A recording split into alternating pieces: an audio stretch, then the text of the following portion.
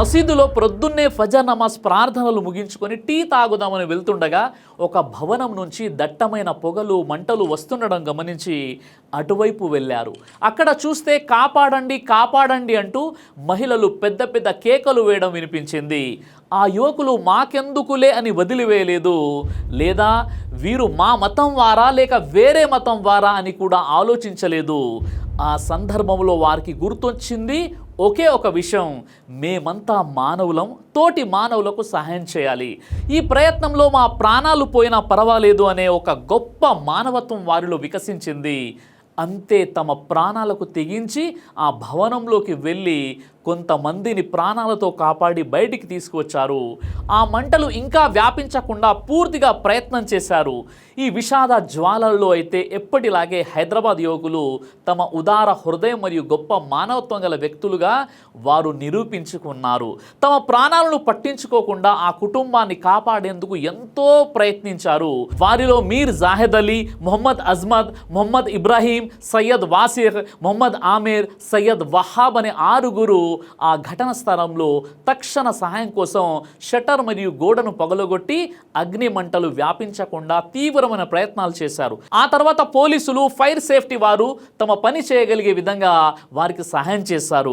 ఆ యువకులు గనక ఇలాంటి ధైర్య సాహసాలు చూపించకుండా మాకెందుకులే అని వదిలేసి వెళ్ళిపోయినట్లయితే ఇంకా ఎంతో మంది ఆ మంటల్లో ఆహుతి అయిపోయేవారు. ఈ ముస్లిం యువకులు చేసిన ధైర్య సాహసాలని ఇప్పుడు అనేక మంది కొనియాడుతున్నారు. వీరే గనక మాకెందుకులే అని వదిలేసి వెళ్ళిపోయినట్లయితే ఇంకా చాలా పెద్ద ప్రమాదం జరిగిపోయేది.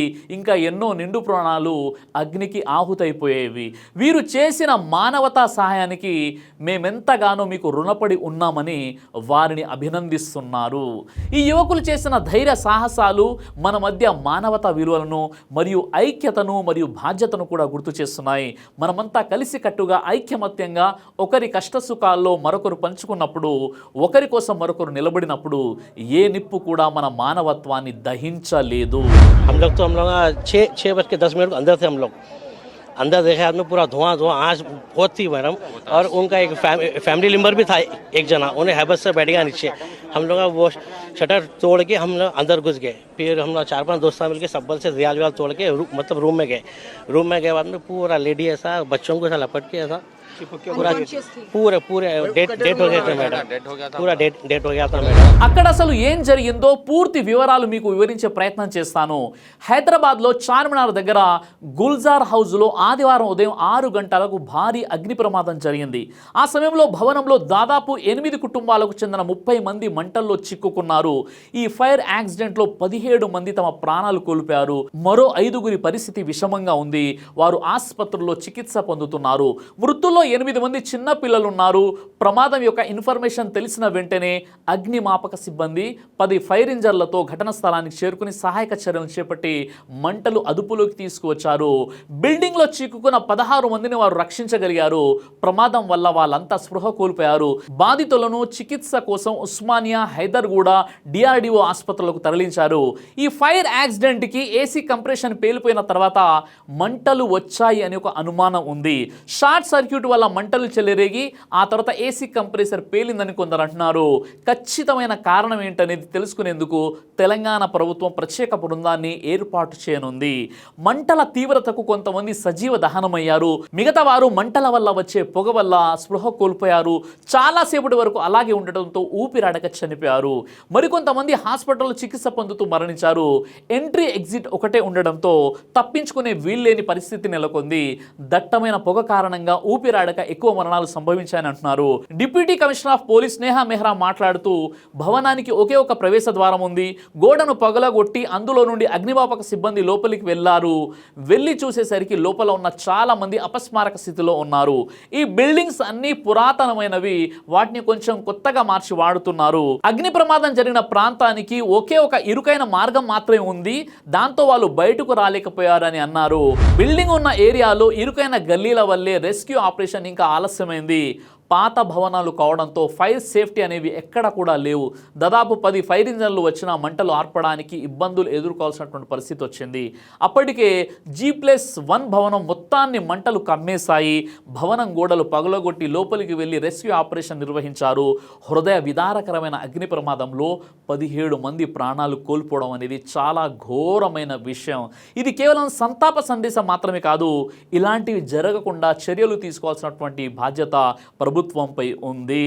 ప్రతి భవనంలో అగ్నిమాపక భద్రత, ఫైర్ సేఫ్టీ అనేది చాలా అవసరం. ప్రతి భవనం, ప్రతి వీధిలో కఠినమైన నిబంధనలు, క్రమం తప్పకుండా తనిఖీలు మరియు సరైన సంసిద్ధతను మనం డిమాండ్ చేయాలి. ఎందుకంటే ఓల్డ్ సిటీ పాత బస్తీలోని ముఖ్యంగా చార్మినార్, మదీనా, గుల్జార్ హౌస్ దగ్గర అనేక షాపింగ్ కాంప్లెక్స్ ఉంటాయి. ఇప్పుడు కూడా రద్దీగా ఉండేటటువంటి ప్రదేశం. కానీ అక్కడ ఉన్నటువంటి బిల్డింగ్స్ ఏవైతే ఉన్నాయో వాటికి ఫైర్ సేఫ్టీ అనేది ఉండదు. అలాగే నిబంధనలకు విరుద్ధంగా ఎలాంటి సేఫ్టీ లేకుండా భవనాలు నిర్మించబడ్డాయి. ఇలాంటి ఫైర్ యాక్సిడెంట్ అనేది ఇక్కడ కొత్తేమి కాదు, గతంలో కూడా చాలా జరిగాయి. కాబట్టి ఇప్పుడైనా ప్రభుత్వం తక్షణ చర్యలు తీసుకుని మరోసారి ఇలాంటి ప్రమాదాలు జరగకుండా చూడాలి. నేను చివరిగా ఆ యువకులకు మరోసారి అభినందనలు తెలియజేస్తున్నాను. వారు ఇలాంటి ఆపత్కర సమయాల్లో కులాలు, మతాలు చూడకుండా తమ ప్రాణాలను తెగించి ఇతర ప్రాణాలను కాపాడారు. నిజమైన భారతీయులు వీరే. ఖురాన్లో దైవం తెలియజేస్తున్నాడు. సూర్య మైదాస్ నంబర్ 5:32లో మన్ కతల నఫ్సన్ బిగైరి నఫ్సిన్ ఔ ఫసాదిన్ ఫిల్ అరది ఫకఅన్నమా కతల నాస జమియా.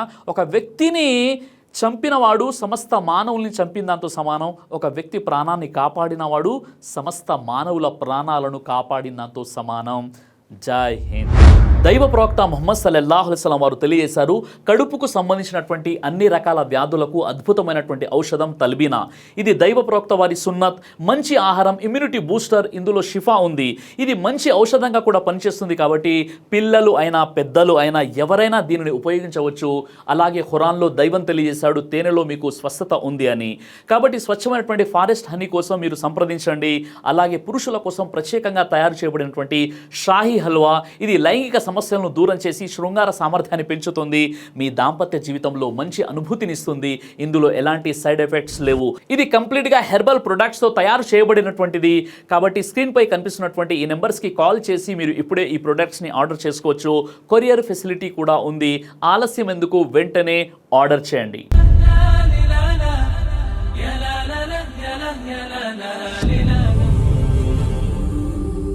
బ్రదర్ సిరాజ్ అని యూట్యూబ్ ఛానల్ని మీరు సబ్స్క్రైబ్ చేసినట్లయితే ఇన్షాల్లా దైవచిత్తం అయితే మీకు వీడియోస్ వస్తుంటాయి. అదేవిధంగా బ్రదర్ సిరాజ్ అనేటటువంటి ఫేస్బుక్ని కూడా లైక్ చేయడం వల్ల మీకు వీడియోస్ వస్తుంటాయి.